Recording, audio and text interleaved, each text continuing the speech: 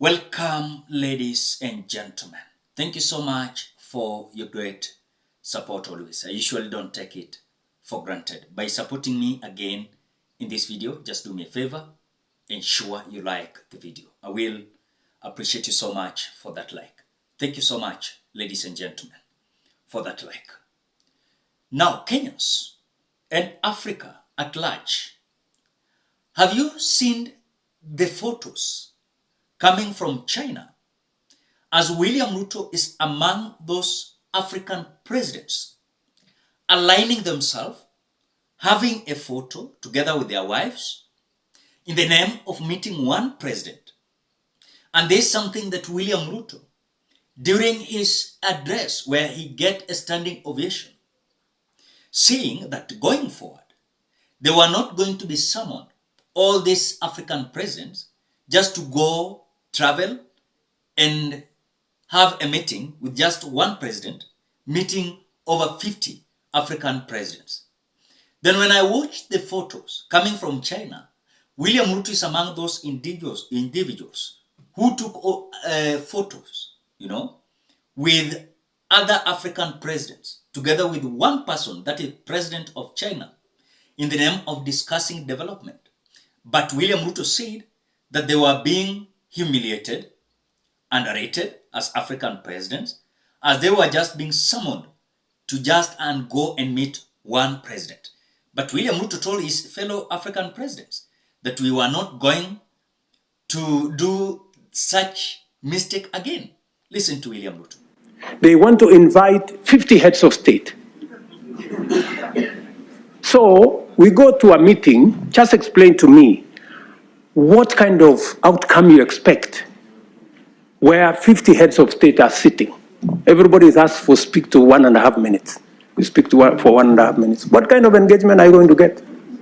You're going to get nothing, right? The best that you get is photographs.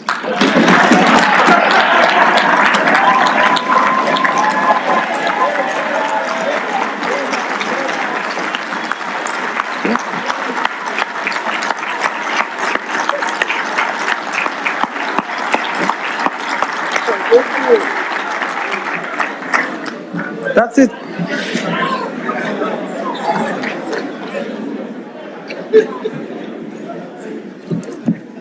Precisely. You get these photographs. They normally line us up somewhere, crowd of 50 heads of state. And that's all we come home with, because there isn't time to engage. Any serious country that wants to engage with Africa, must respect first our architecture. If we have said we are going to be represented by the Troika, why are you inviting 50 people unless you want to sabotage the whole discussion?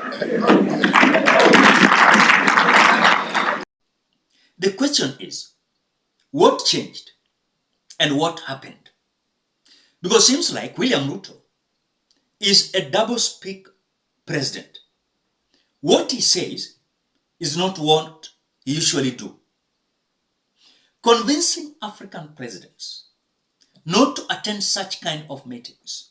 And remember, we are having some presidents like Ibrahim Traore who came against those such kind of meetings, because they said, according to Ibrahim Traore, that when you look at this summoning, them being summoned to go and meet just one president in the name of development, which it is not true. It is just exploiting Africans on their own benefit. But we have a president in Kenya called William Samoei Ruto, who is always advocating for Pan-Africanism. But on the other side, he's urging these African presidents not to meet, maybe not to go to these summits. We have China African Summit, we have US African Summit, we have Russia African Summit and others. So William Ruto had suggested that they were being underrated, humiliated, and some even they're being squeezed into just one bus, just going to meet one president in the name of development. we have made the decision that it is not intelligent for 54 of us to go and sit before one gentleman from another place. And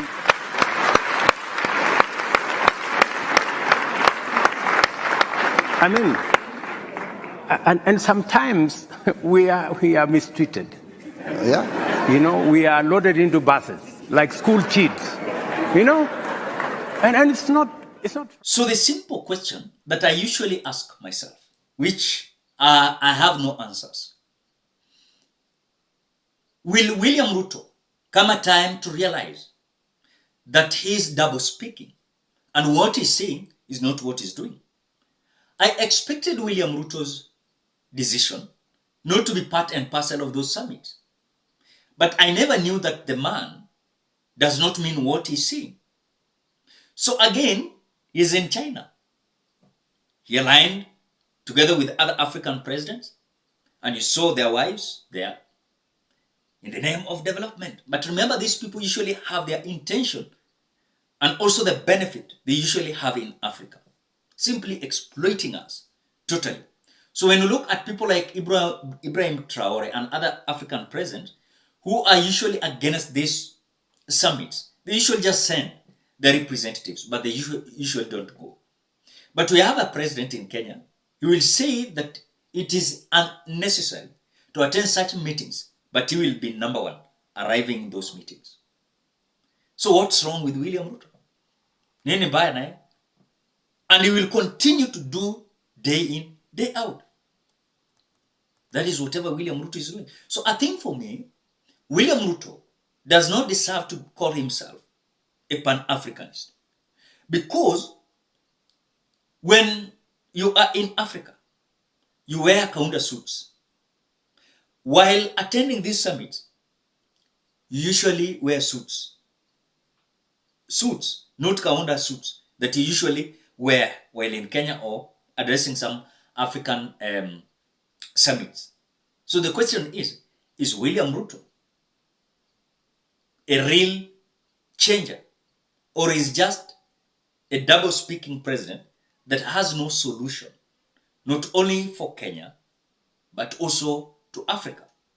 Because sometimes I ask myself, if truly William Ruto is a man that is meaning his words, then it could have been better. But the man will say something today, the president of the Republic of Kenya, William Ruto, you will say something today, tomorrow he will say something today, tomorrow he's doing something else. In fact, going against his statement. His statement. And that is how he usually deal with us in the Republic of Kenya. That is how the man usually deal with us. Because he will say this, tomorrow he's doing something against what he said the other day. So it is so pathetic. In fact, I know in his heart, he's so embarrassed and even asking himself, am I doing a right thing? Because the other time, I was trying to convince these African presidents not to be part and parcel of these summits. But again, I'm part of them. I'm part of them. So it is just purely embarrassment that William Ruto has decided to mount on himself. But again, how will this embarrassment get out of William Ruto?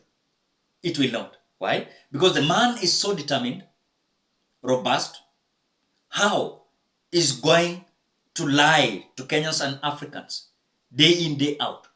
As if someone who has changed, someone who has an idea, an agenda to change not only in Kenya but Africa. You cannot call yourself Pan-Africanist, but you are bowing and worshipping these people on a daily basis. You went to beg for loans, 40 billion Kenya shillings. So he has been given this money, and you'll see this money being allocated to several projects, ending up to few individuals' pockets. Ladies and gentlemen, what do you think? Drop your opinion at the comment section below. Otherwise, thank you so much because of your great support. Please consider subscribing, liking, commenting, and sharing this video. Bye-bye till we meet in another video.